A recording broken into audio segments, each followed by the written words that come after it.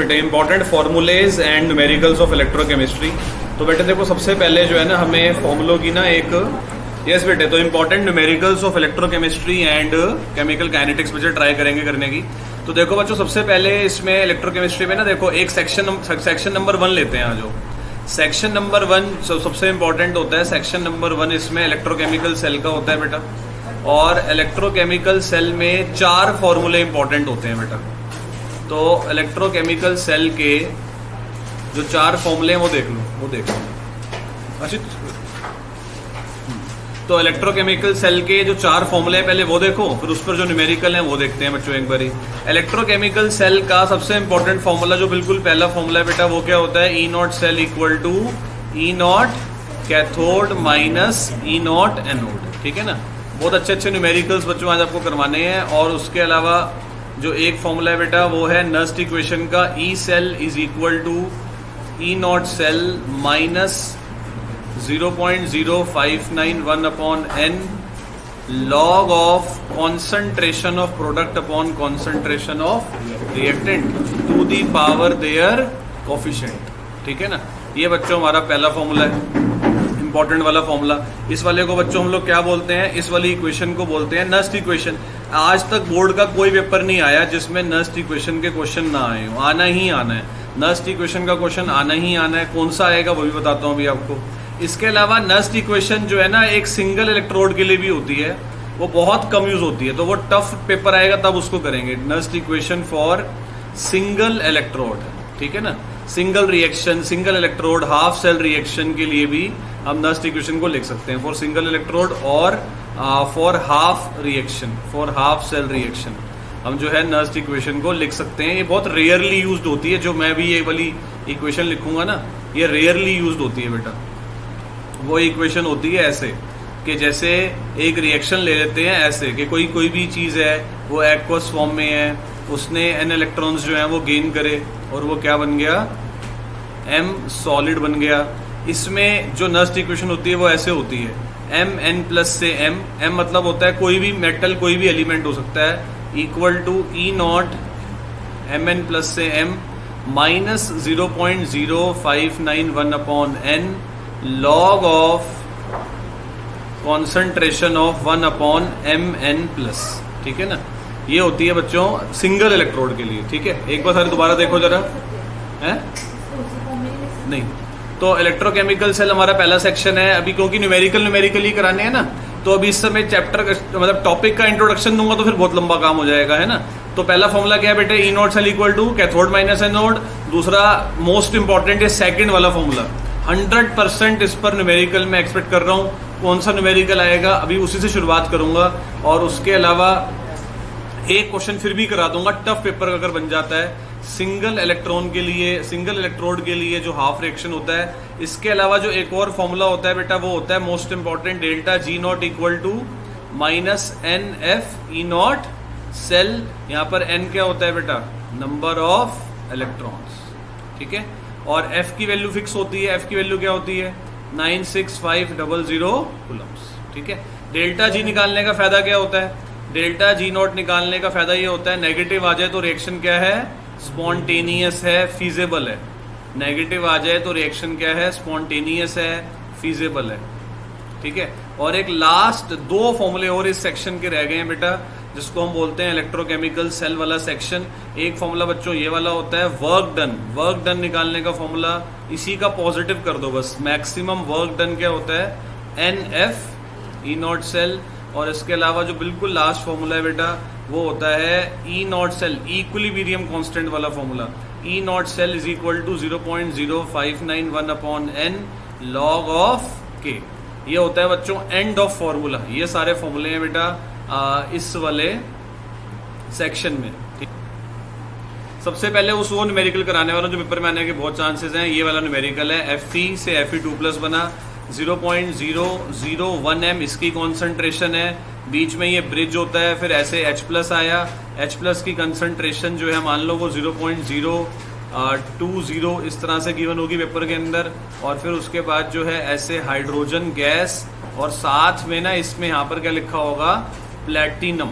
Platinum का कोई काम नहीं होता, ऐसे क्वेश्चन आएगा आपको और आपको जो है ना रिडक्शन पोटेंशियल जो है वो गिवन होंगे। 3 नंबर का ऐसा एक न्यूमेरिकल पक्का आएगा नस्ट इक्वेशन के ऊपर, कम से कम 10-12 न्यूमेरिकल्स की प्रैक्टिस हमें करनी है, ठीक है।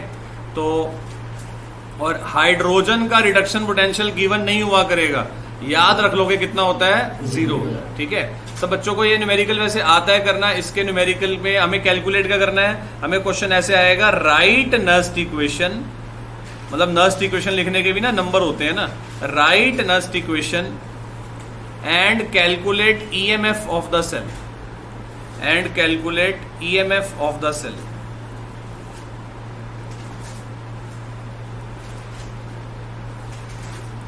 तो कैसे बच्चों इसका सोल्यूशन बनेगा जरा देखना।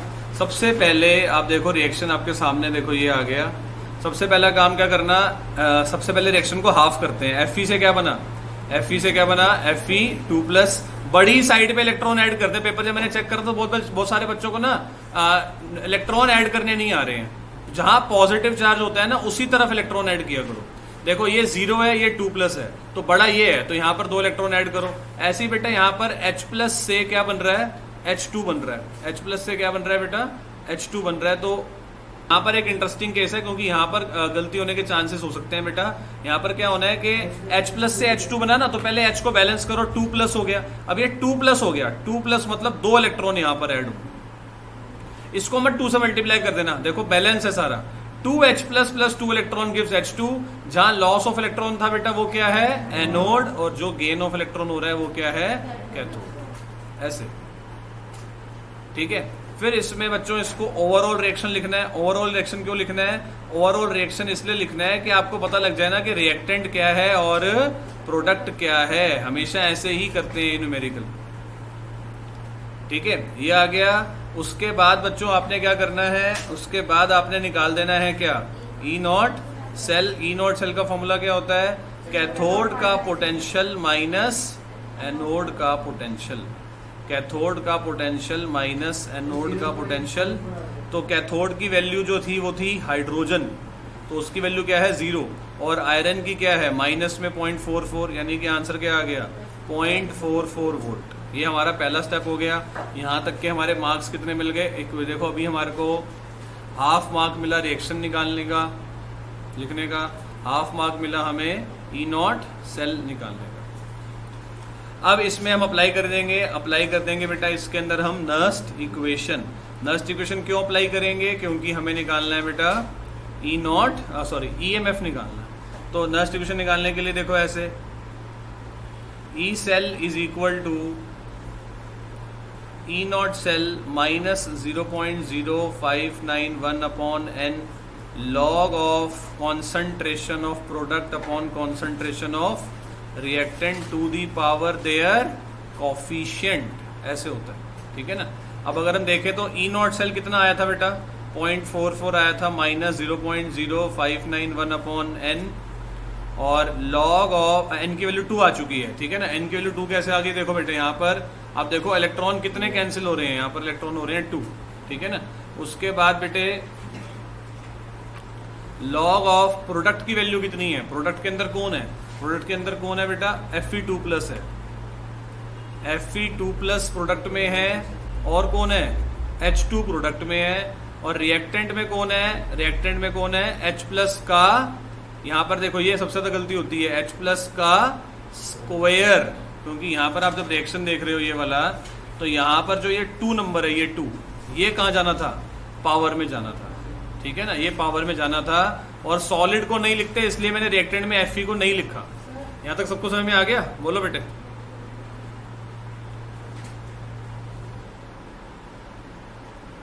अब जरा यहाँ पे वैल्यूज डालना शुरू करते हैं, आ जाओ। तो देखो इसमें जो सबसे बड़ी गलती बच्चों से होती है, उस दिन एक बच्चे से गलती हुई थी कि इसको ना एक तो वैल्यू याद रख लो, 0.295 आ जाता है ये, इसको माइनस नहीं कर सकते अभी आप, ठीक है ना, इसको माइनस नहीं कर सकते बेटे आप लोग।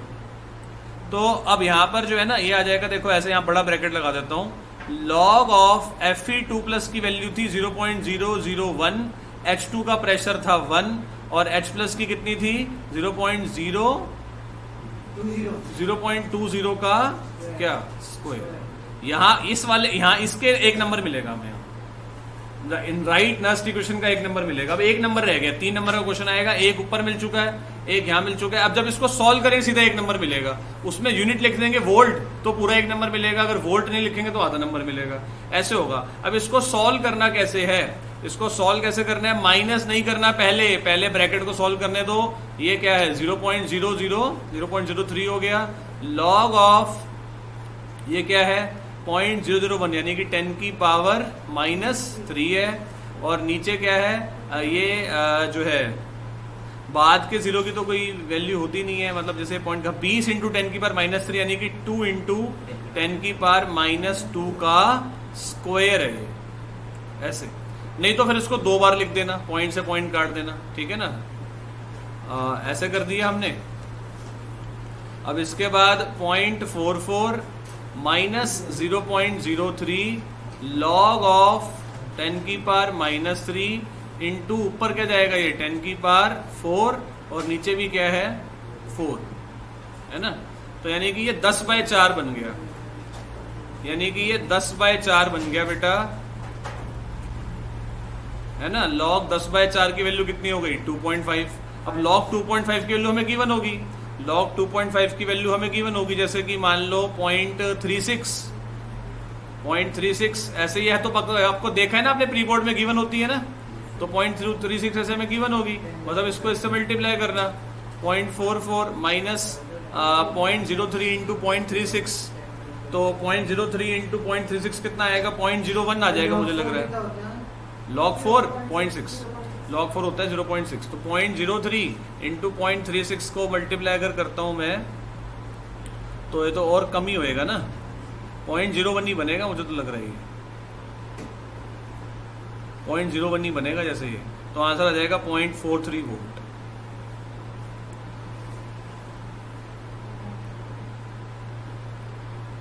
आपको बताता हूं, पहले एक सिंपल सा क्वेश्चन लेते हैं। क्वेश्चन है write Nernst equation for hydrogen electrode, write Nernst equation for hydrogen electrode, for hydrogen electrode and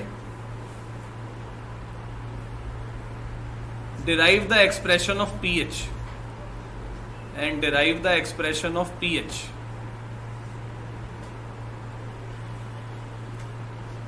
ठीक है, derive the expression of pH के आप ना pH और E हाइड्रोजन में भी ना एक हम वो निकालेंगे, रिलेशन निकालेंगे। देखो बच्चे, इसमें क्या करना होता है, हाइड्रोजन की रिएक्शन भी आपको खुद बनानी है। इसके अंदर हाइड्रोजन की रिएक्शन कैसे बनाएंगे जरा देखो, हाइड्रोजन की रिएक्शन कैसे बनाएंगे, H+ ने एक इलेक्ट्रॉन लेकर क्या बनाया, हाइड्रोजन बनाया। ये रिएक्शन बैलेंस्ड नहीं है, तो यहां पर क्या लगाते हैं 2, यहाँ पर ये किस फेज में होता है एक्वस, और यहां पर भी क्या लगाते हैं 2, ये होती है। मतलब जैसे अपने आप से कोई इक्वेशन लिखनी है ना, तो रिडक्शन की फॉर्म में लिखनी है, इलेक्ट्रॉन गेन की फॉर्म में लिखनी है, ठीक है ना। अब ये जो इक्वेशन बन गई हमारी हाइड्रोजन वाली, अब इसको ना आपने नस्ट इक्वेशन में लिखना है। कैसे लिखते हैं, सिंगल इलेक्ट्रोड की कैसे होती है, उसमें बस सेल नहीं आता, पहले आएगा E of hydrogen is equal to E0 of hydrogen, ठीक है, माइनस 0.059 अपॉन n की जगह पर भी क्या आ जाएगा 2, लॉग ऑफ प्रोडक्ट में कौन है हाइड्रोजन, प्रेशर ऑफ हाइड्रोजन या concentration of hydrogen divide by H+ का क्या आएगा बेटा स्क्वायर, ठीक है। जो प्रेशर ऑफ हाइड्रोजन होता है ना, वो नॉर्मली 1 ही होता है, तो उसकी जगह 1 भी लिख सकते हो। मतलब इसकी वैल्यू जो होती है, इस वाली चीज की जो वैल्यू होती है, इसको हम क्या बोलते हैं बेटा, प्रेशर ऑफ हाइड्रोजन। ये नॉर्मली 1 ही होता है, नॉर्मली 1 ही होता है, ठीक है ना। तो अब ये हमारी नस्ट इक्वेशन तक तो हो गई, पहले जरा यहां तक लिखना है किसी को, आते हैं आ जाओ। इसको पीएच में कन्वर्ट करेंगे, पीएच में कन्वर्ट करने के लिए बेटे ये वाली वैल्यू 0 होती है, अभी बताया था ना आपको। अच्छा, उसमें उसके बाद क्या करना, माइनस, ये कुछ भी नहीं है माइनस, इसको ना काटना नहीं, इसको ऐसे ही लिखना, क्योंकि ये अपने आप ही कैंसिल होगा। लॉग ऑफ 1 अपॉन यहां पर क्या लिखूंगा -2 इंटू लॉग ऑफ H+। ये कैसे आ गया? लॉग की एक प्रॉपर्टी होती है जो कि कहती है कि जो पावर होती है ना वो कहाँ जाती है? आगे आ जाती है। इतना आना चाहिए समझ में, जिसके पास मैथ्स है चाहे नहीं है, इतना आना चाहिए कि ये पावर जो है ना आगे आई है। फिर EH+ से H2 इक्वल टू -0.0591/2। log 1 की वैल्यू क्या होती है बेटा? 0। और उसके बाद -2, माइनस को छोड़ दो, यहां प्लस कर दो, माइनस लॉग ऑफ H+ क्या बन जाता है? PH बन जाता है। ठीक है, minus of log of H+ क्या होता है बेटा? PH होता है। यहां पर साइड में लिख देते हैं यहां पर कि minus of log H+ concentration क्या होता है बेटा? PH होता है।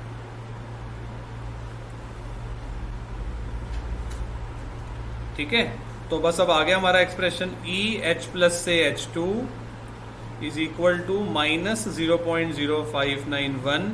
ये वाला 2 इस वाले 2 से कैंसिल, और यहां पर क्या आ जाएगा बेटा? PH आ जाएगा। अब अगर न्यूमेरिकल में PH गिवन होगा तो आप सॉल्व कर नहीं लोगे क्या? PH भूल गया? अरे PH वही जो 10th क्लास में करते थे, इंडिकेटर, जो numericals based on delta G and K। numericals based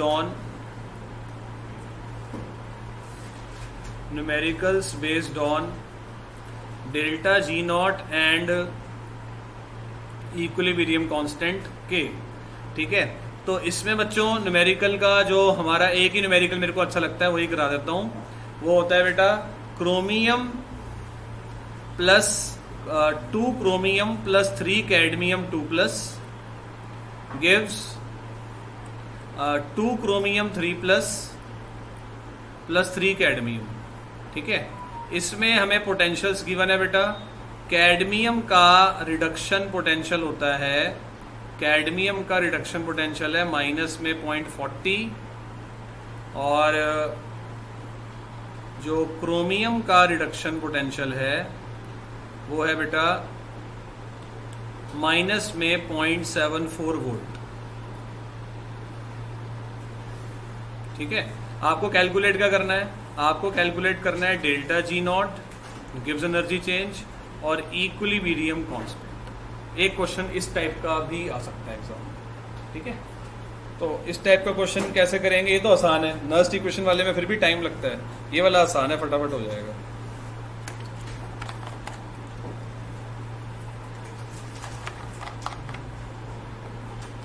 जो ये मैं आपको तैयार करा रहा हूं ना पेज, पक्का न्यूमेरिकल जो है इसमें आएगा।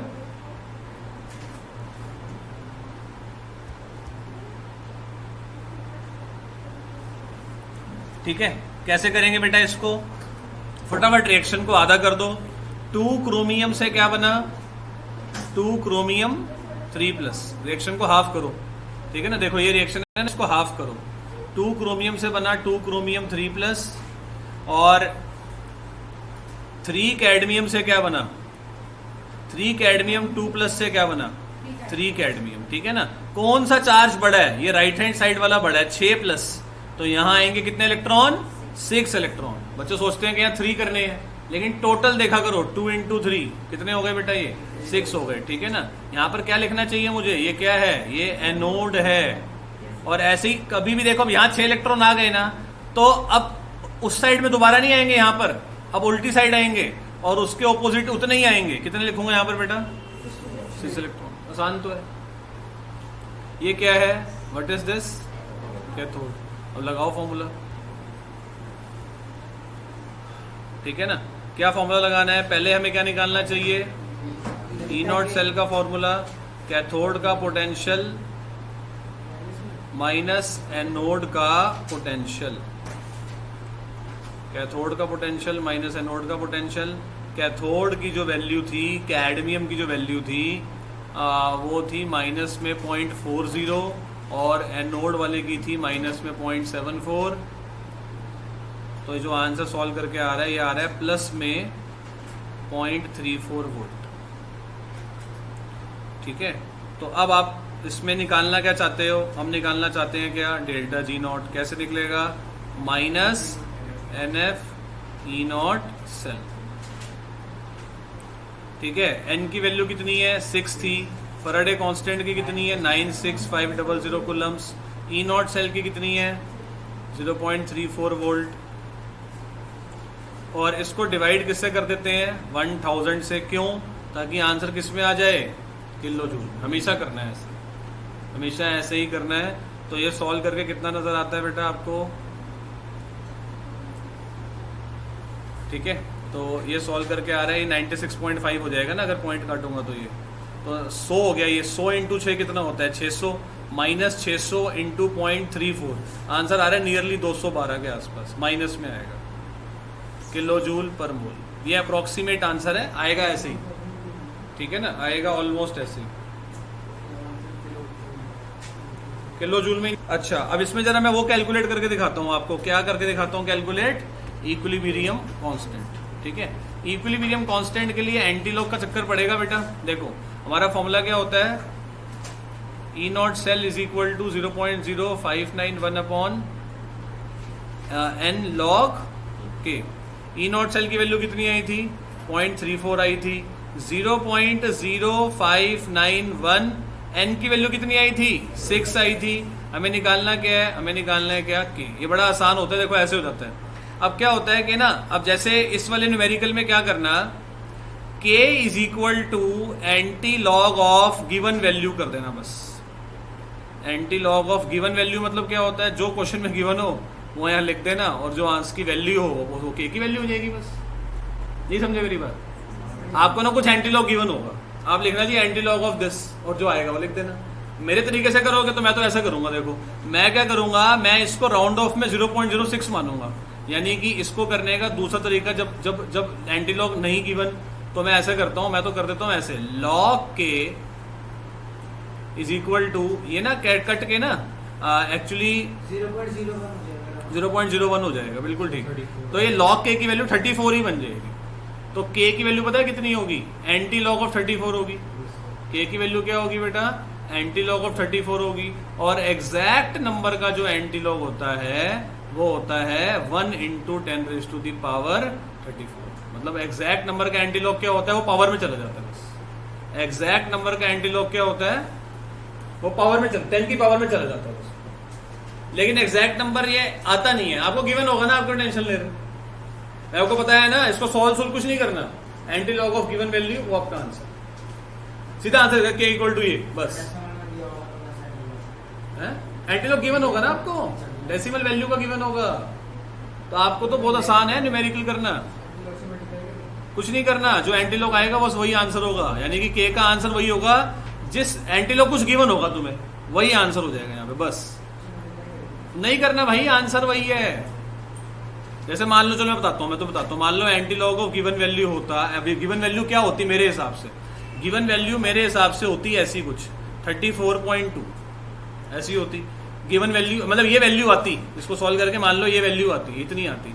इसका एंटी लॉग आपको गिवन होता जैसे 1.2 इंटू 10⁻34, तो आप लिखते जी यही आंसर है बस। समझ रहे हो? ब्रैकेट में ऐसे लिखा है एंटी लॉग 34.2 वैल्यू ही है। हाँ हाँ बेटे, ऊपर स्टेप तो करना ही है, यहाँ तक पहुंचोगे तो सही ना। हाँ, जैसे एंटी लॉग ऑफ 8 क्या होता है बताओ? 10 की पावर, हाँ 1 इंटू 10⁻8। जो नंबर है वो एंटी लॉग पावर में चला जाता है। ये होता है ट्रिक वाला फॉर्मूला। ठीक है, तो ये बच्चे हमारे एक सेक्शन के न्यूमेरिकल जो है ना वो खत्म हो गए। अब हम शुरू करते हैं दूसरे सेक्शन के न्यूमेरिकल, जो कि होते हैं कंडक्टिविटी वाले न्यूमेरिकल।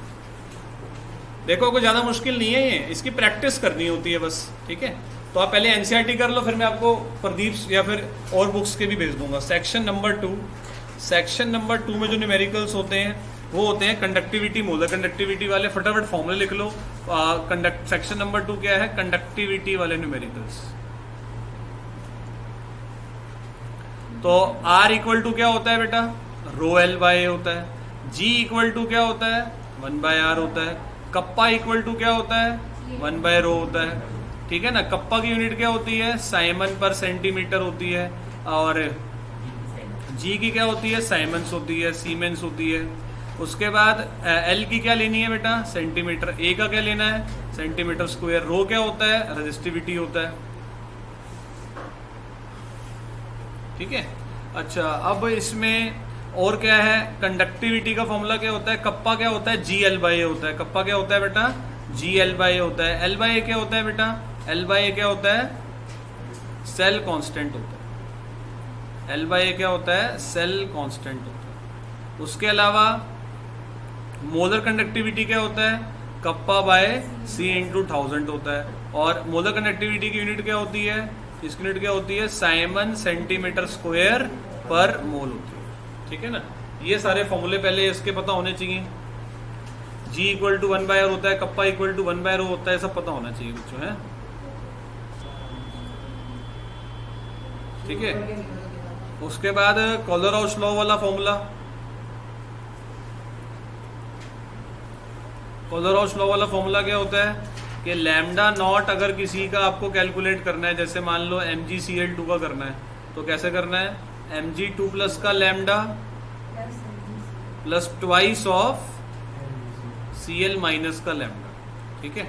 और इसमें अगला फॉर्मूला क्या होता है, अल्फा की वैल्यू क्या होती है, molar conductivity divide by limiting molar conductivity. और डिसोसिएशन कांस्टेंट की वैल्यू क्या होती है, C alpha square upon 1 minus alpha. सारे फॉर्मूले इकट्ठे लिख दिए मैंने। अब न्यूमेरिकल करा, चलो सबसे पहले बेटे वो न्यूमेरिकल जो पक्का एग्जाम में 3 नंबर का आ सकता है, नस्ट इक्वेशन का ऑल्टरनेटिव, वो करते हैं बेटा। नस्ट इक्वेशन का जो ऑल्टरनेटिव क्वेश्चन बनता है वो बनता है ऐसे कि लिमिटिंग मोलर कंडक्टिविटी जो है ना एसिटिक एसिड की, limiting molar conductivity acetic acid की अगर 390.5 है, यूनिट क्या है, साइमन सेंटीमीटर स्क्वायर पर मोल। और अगर इसकी जो कंडक्टिविटी है वो 7.896 इंटू 10⁻⁻⁻5 साइमन पर सेंटीमीटर है, तो और जो इसकी मोलैरिटी ली है वो 0.00241 m ली है, तो ये बताओ कि इसका डिसोसिएशन कांस्टेंट क्या होगा। ये मेरा फेवरेट न्यूमेरिकल है 3 नंबर के लिए, बिल्कुल डिजर्विंग, नस्ट इक्वेशन का ऑल्टरनेटिव। अगर नस्ट इक्वेशन नहीं दे रहा टीचर तो फिर ये दे सकता है, डिसोसिएशन कांस्टेंट जो है बच्चों हमें कैलकुलेट। ठीक है ना। Limiting molar conductivity 390, conductivity C, और हमें क्या निकालना है, डिसोसिएशन कांस्टेंट। ठीक है। तो कैसे करेंगे बच्चों ये न्यूमेरिकल, जरा पहले आप क्वेश्चन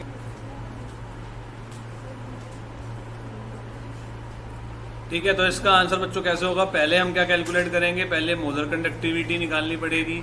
मोलर कंडक्टिविटी का फॉर्मूला क्या होता है, कापा बाय C इंटू 1000।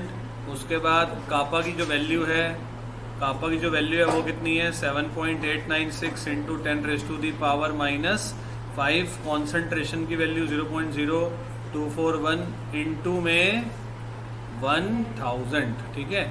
इसको सॉल्व करके आ गया 32 पॉइंट समथिंग।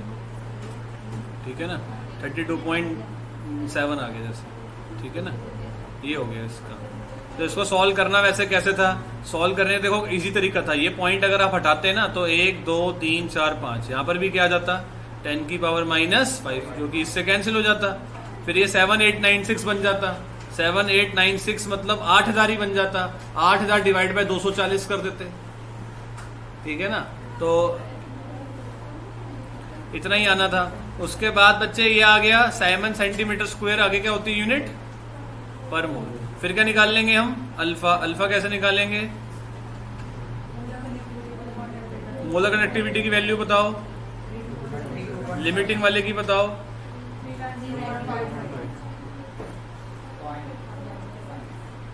ये आ गया। उसके बाद हमें क्या निकालना है,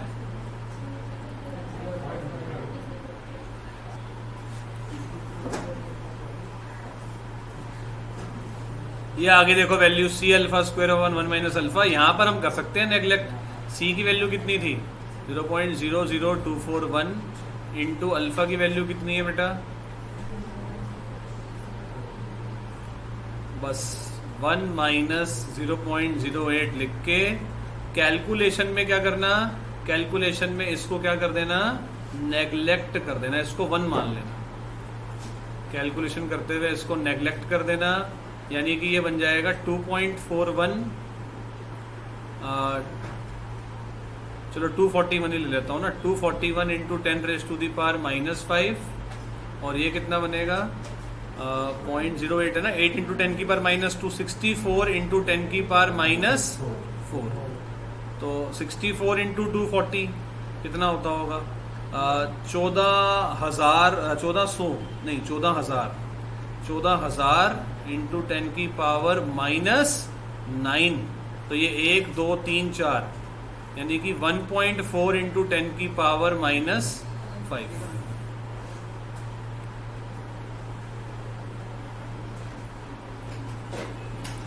वो भी एप्लीकेशन ऑफ कोलरोस लॉ के ऊपर है। वो क्वेश्चन है calculate the limiting molar conductivity of HAC। ठीक है, HAC is nothing but acetic acid, लेकिन जानबूझ के उसको क्या लिख देते हैं बेटा HAC। ठीक है, और गिवन क्या है आपको, गिवन है कि HCl का लिमिटिंग मोलर कंडक्टिविटी 700, मैं अपने ऐसे मन से वैल्यू लिख रहा हूँ, और NaCl का लिमिटिंग मोलर कंडक्टिविटी 400, और NaAC का लिमिटिंग मोलर कंडक्टिविटी मान लो 300। यूनिट यूनिवर्सल यूनिट है, क्या यूनिट है सबकी, all have same unit, that is Simon centimetre square पर मोल। ठीक है, कैसे होगा ये न्यूमेरिकल, आपको क्या चाहिए, आपको HAC चाहिए ना, तो आपको HAC चाहिए तो क्या करोगे, AC वाले और H वाले को ऐड कर लो, और NaCl वाले को क्या कर दो, माइनस कर दो। ठीक है, आपको चाहिए क्या HAC, तो HAC की वैल्यू कब निकलेगी, जब आप HCl को और AC वाले को ऐड कर दोगे और माइनस कर दोगे किसको, NaCl, डाल दो वैल्यूज।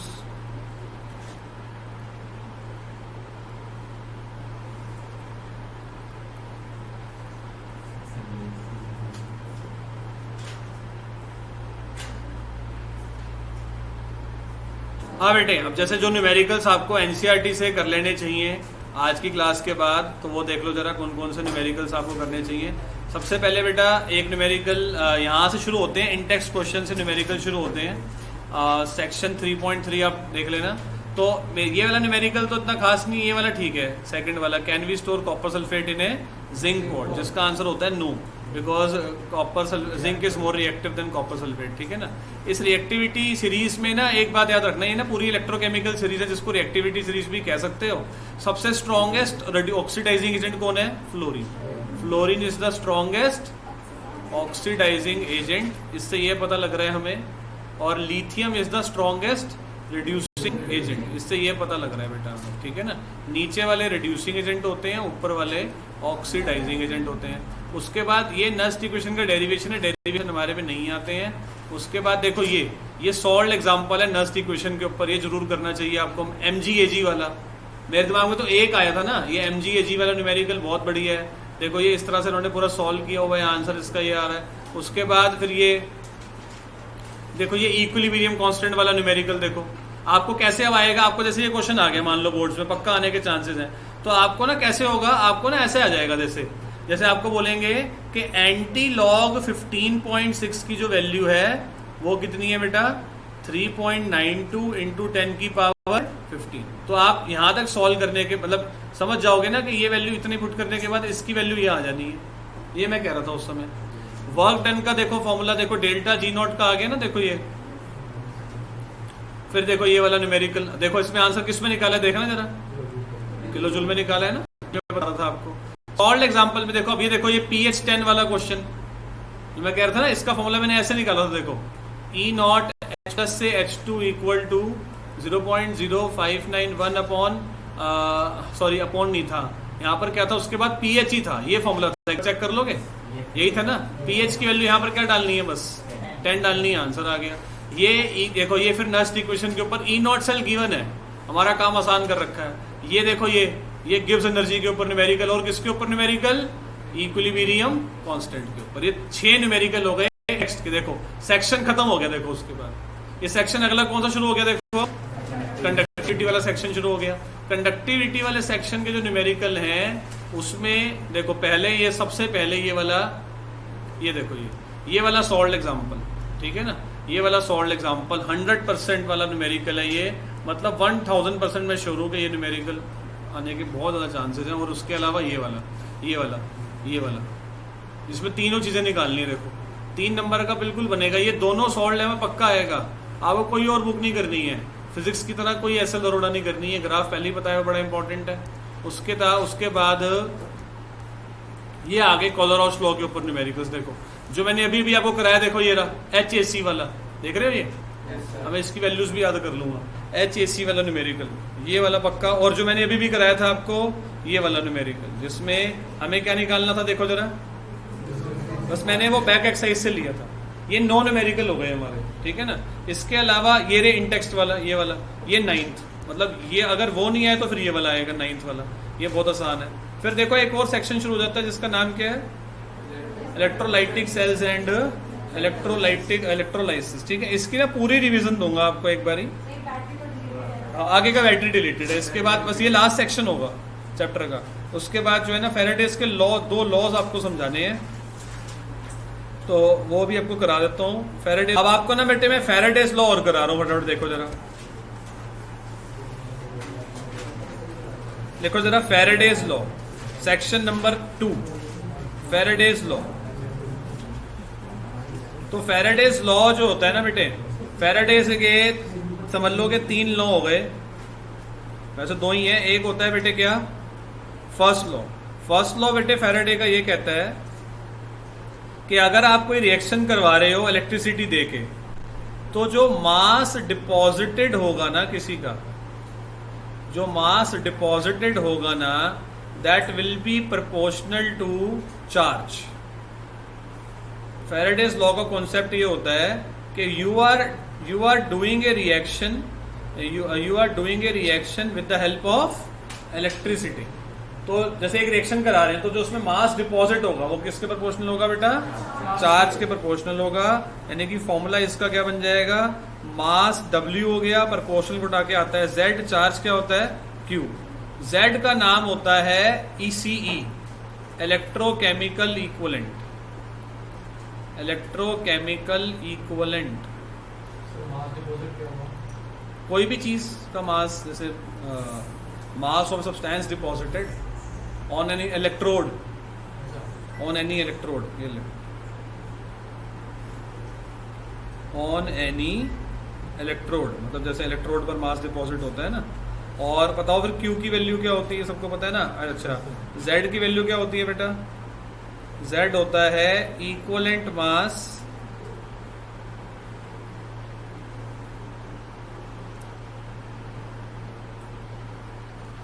अपॉन 96500।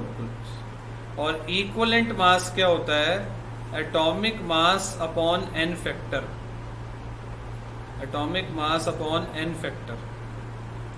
n वही है नंबर ऑफ इलेक्ट्रॉन्स। तो Z की वैल्यू क्या होती है, Z की वैल्यू होती है atomic mass upon n factor into 96500 Coulomb's. और Q क्या होता है बेटा, चार्ज, है ना। चार्ज क्या होता है बेटा, current into electricity, current into time, sorry. तो फॉर्मूला क्या बन जाएगा बेटे हमारा, W इक्वल टू ZIT।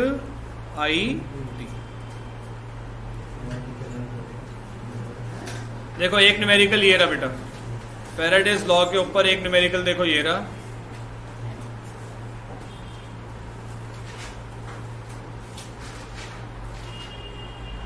इस क्वेश्चन के अंदर हमें क्या बोला है बेटा, कॉपर सल्फेट का हमने क्या करा है बेटा, कॉपर सल्फेट का हमने इलेक्ट्रोलिसिस करा है, कॉपर सल्फेट का 10 मिनट के लिए, और 1.5 एम्पियर का करंट दिया है। What is the mass of copper deposited at cathode. अब आप इसके सोल्यूशन को छोड़ो, 2 मिनट दिमाग लगाओ, फॉर्मूला क्या हमारा, W इक्वल टू Z।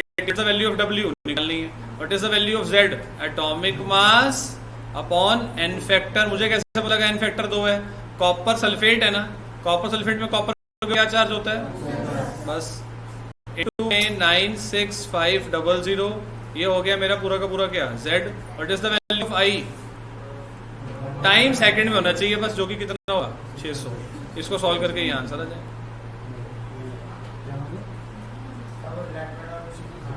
देख लो फटाफट, 2 मिनट का ही है। सेकंड लॉ का फॉर्मूला ना ये होता है, देखो सेकंड लॉ में होता है कि अगर आप 2 रिएक्शन एक साथ करा रहे हो मान लो, तो हमारा फॉर्मूला होता है W1/W2 equal to E1/E2। W1/W2 equal to E1/E2। What is E? E होता है क्या? Equivalent mass. और इक्विवेलेंट मास कैसे निकलता है? एटॉमिक मास अपॉन n, है ना। W1/W2 इक्वल टू E1/E2, ये होता है हमारा सेकंड लॉ। और एक और लॉ, तो लॉ तो 2 ही है ये, एक कॉन्सेप्ट और इम्पॉर्टेंट है, उसको ना मैंने नाम दिया अपनी तरफ से, फैराडेज nth लॉ। वो होता है कि if n electrons are involve, अगर किसी रिएक्शन में n number of electron involve हैं, तो 1 मोल रिएक्शन करवाने के लिए हमें n इंटू एफ इलेक्ट्रिसिटी चाहिए होगी। n इंटू एफ इलेक्ट्रिसिटी चाहिए होगी किसके लिए? 1 मोल के लिए। जैसे इधर देखो जरा, एग्जाम्पल से देखो जरा, जैसे हम कहते हैं कि मुझे 1 मोल कॉपर 2+ से कॉपर बनाना है, मुझे 1 मोल कॉपर 2+ से कॉपर बनाना है, तो कितनी इलेक्ट्रिसिटी लग जाएगी? कितना चार्ज है यहाँ पर? 2। कितने इलेक्ट्रॉन लगेंगे यहाँ पर? 2 इलेक्ट्रॉन लगेंगे ना। तो 1 मोल के लिए 2 फैराडे लगेंगे। 1 मोल के लिए 2 फैराडे लगेंगे। जितने इलेक्ट्रॉन लगते हैं ना किसी रिएक्शन में, 1 मोल के लिए उतने ही फैराडे लगते हैं। ये कौन सा लॉ? नाम ऐसा कोई लॉ है नहीं, ये मैंने एक कॉन्सेप्ट को नाम दे दिया, nth लॉ। n मतलब n की वैल्यू ज्यादा हो रही है ना, nth लॉ। nth लॉ क्या कह रहा है कि अगर जैसे देखो अब इस पर रिएक्शन देखो, क्वेश्चन देखो जरा, ये देखो। अब जरा हम बैक एक्सरसाइज पर आ रहे हैं बेटा, ये देखो, ये बैक एक्सरसाइज पर बेटे हम आए, और ये जो शीट आपको दिखा रहा हूं ना, एक न्यूमेरिकल आपको दिखा दूंगा बोर्ड में, इसमें से देखो ये क्वेश्चन नंबर 11 मैंने आपको करवाया था। ये देखो ये वैल्यूज थी ना, देखो आपको पता है ये वैल्यूज मेरे को अच्छे याद रहती है। अब देखो जैसे ये 12th क्वेश्चन है, ये अभी भी मैंने बताया, एल्यूमिनियम 3+ से एल्यूमिनियम बनाने में कितने फैराडे लग जाएंगे? 1 मोल 3 फैराडे। कॉपर 2+ से कॉपर के लिए 2 फैराडे। ये MnO4- में m का चार्ज होता है +7, 7 से 2 आने के लिए 5 फैराडे। ये है हाउ मच इलेक्ट्रिसिटी वाला। अब ये तुम गए, तुम्हारा होमवर्क हो जाएगा, इसको तुम दिमाग लगा दो, फॉर्मूला लगा देंगे क्या? W equal to zed IT या ZQ लगा देना है। क्वेश्चन नंबर 14 में भी हाउ मच इलेक्ट्रिसिटी, इसमें भी यही होगा कि इसमें ना 2 फैराडे लगेंगे, इसमें 1 फैराडे लगेगा। जब रिएक्शन को लिखोगे ना तो पता लग जाएगा आपको। क्वेश्चन नंबर 15 में फिर वही फॉर्मूला लगाओ, W इक्वल टू ZIT।